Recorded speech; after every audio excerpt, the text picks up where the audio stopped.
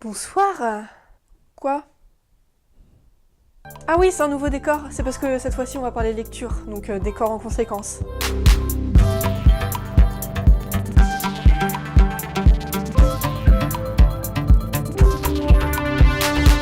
Ce livre s'intitule The Inspector Clouseau Rock Farmers.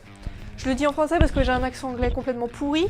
Il est écrit par Romain Lejeune et il est sorti aux éditions Braquage. Oui, c'est un petit peu une entourloupe parce que je vais quand même vous parler de musique. Puisque The Inspector Clouseau, c'est un groupe de musique français rock'n'roll, mais pas que. Il y a beaucoup d'influences blues. C'est un groupe de musique au style de vie atypique. Je dirais même marginal, allons même jusque dire utopique. C'est donc sur ce sujet que Romain Lejeune a décidé de sortir son 4e livre dans sa maison d'édition indépendante. Les précédents étant la biographie de Damien Saez, la biographie de Luc, un essai parlant de la jeunesse et de son potentiel mis sous terre, que l'éducation nationale devrait d'ailleurs imposer tant le message est exceptionnel. Il fait d'ailleurs une 30aine de pages, donc tu n'as pas d'excuse pour le lire, pour ne pas le lire, parce que pour le lire...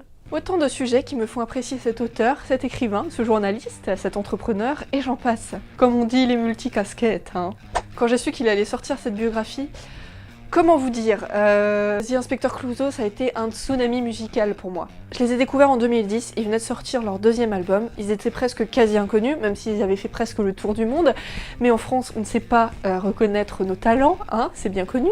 Bref, ça a été l'un des concerts les plus rock'n'roll de toute ma vie. Rock'n'roll de type on fait monter les gens sur la scène, de type il y a beaucoup de bruit, et de type c'est musicalement intense. Ce qui m'a le plus marqué, c'est la voix du chanteur, susnommé Laurent. Dans la précédente vidéo, j'ai dit qu'il n'y avait aucune voix qui me faisait le même effet que celle d'Asaf Avidan, mais c'est faux. Il y a sa voix à lui, il fait 1001 voix en une, avec une justesse incroyable évidemment. Et c'est pareil dans leur musique, en fait ils sont deux, il y a Laurent et Mathieu, il y a une guitare, une batterie, il y a un chœur et une voix, et on a l'impression qu'ils sont 1000 tellement ils font du bruit. C'est pareil dans leur style musical, c'est beaucoup de rock sale, je déteste classifier les genres musicaux, mais il y a aussi beaucoup de blues et beaucoup de soul, en fait c'est beaucoup plus axé rock américain. C'est toute cette palette qui m'a rendue complètement folle de ce groupe, que 2 personnes puissent faire tellement de choses, et même dans la vraie vie, et c'est ce qui ressort dans ce livre, pour en venir au fait de la vidéo. Oh mais je l'ai même pas mis en évidence le livre quoi, on va le mettre là. 7 ans se sont écoulés entre ma découverte et ce livre.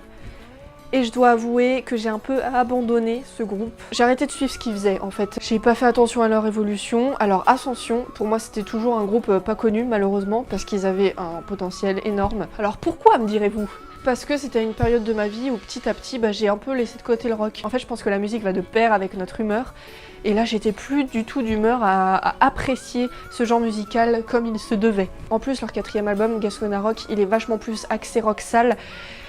Et c'est la partie 2 que j'aime le moins, même si c'est ce qui m'avait complètement fasciné en concert. Oui, je suis une fille complètement incohérente. En fait, ce que j'apprécie vraiment chez eux, c'est qu'ils peuvent passer dans la même chanson du rock sale à du blues, et c'est fascinant. Et je le retrouvais pas dans Gascona Rock, donc j'ai vraiment laissé tomber à partir de ce moment-là. L'année dernière, ils ont fait pas mal de dates en France, et à chaque fois, je les ai loupées. Voilà, dans la vie, il faut faire des choix qui sont pas forcément les bons. On préfère aller au concert de Justice.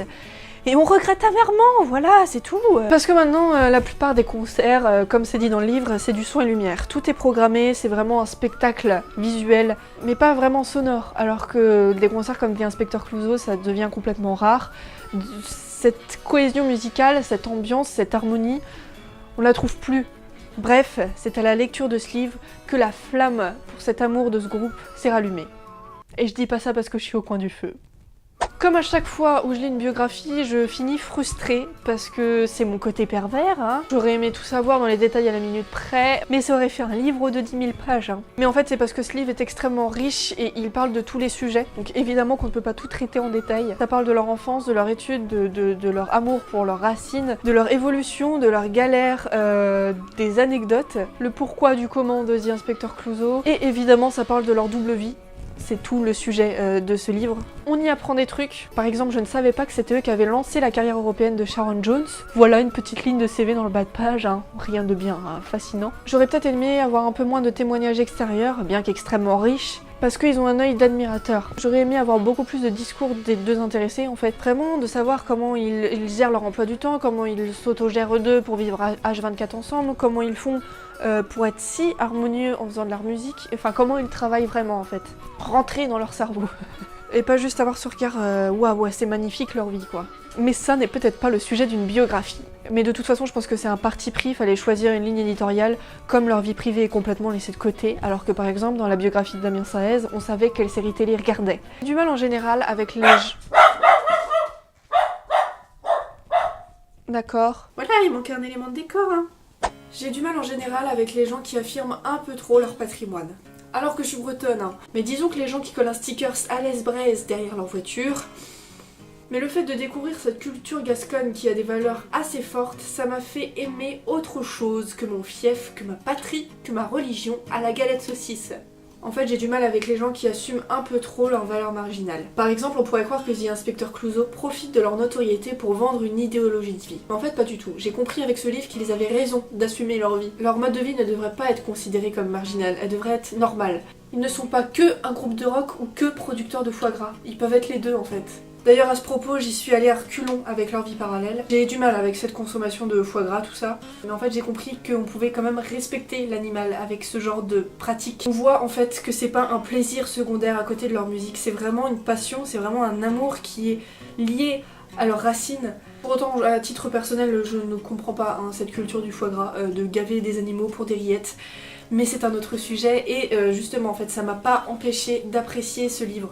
De considérer ce groupe comme des personnes fabuleuses et on devrait en faire beaucoup plus dans le monde. Il y a une morale à ce livre, c'est qu'il n'y a pas de limite. Si vous voulez faire quelque chose, allez-y. Si vous voulez élever des oies et faire de la musique, c'est possible, si vous voulez. C'est pas parce que vous élevez des oies que vous pouvez pas faire de concerts partout dans le monde à côté, et inversement. Ce livre, c'est pas juste un groupe de rock élève des oies. C'est pas juste un titre racoleur, c'est vraiment une idéologie de vie, un principe de vie, qui est partagé et qu'il faut partager. Et dans ce livre, bien que ce genre d'histoire est toujours mystifié, que comme j'ai dit, la plupart des témoignages sont fascinés par ce mode de vie, quand eux le racontent, on n'a pas l'impression que ce soit difficile à faire, que ce mode de vie est facile en fait et que c'est à la portée de tous si vous avez vraiment envie. C'est un message d'espoir, un message de volonté, un message de changer le monde.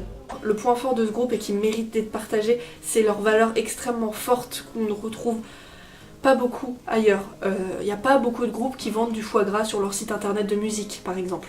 Si vous connaissez pas The Inspector Clouseau, allez les écouter. Ce livre sort à l'occasion des 10 ans du groupe, donc ils vont sortir un autre album, donc ça fait encore 2 fois plus de trucs à écouter. C'est un groupe unique, il n'y a pas 150 formations où ils sont que 2.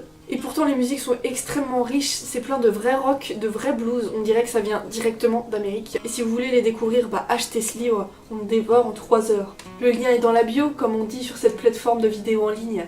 C'était un plaisir de parler avec vous. Au revoir. Emmenons-nous dans les bois, pendant que le loup y est pas. Si le loup y était, il nous mangera. Mais comme nous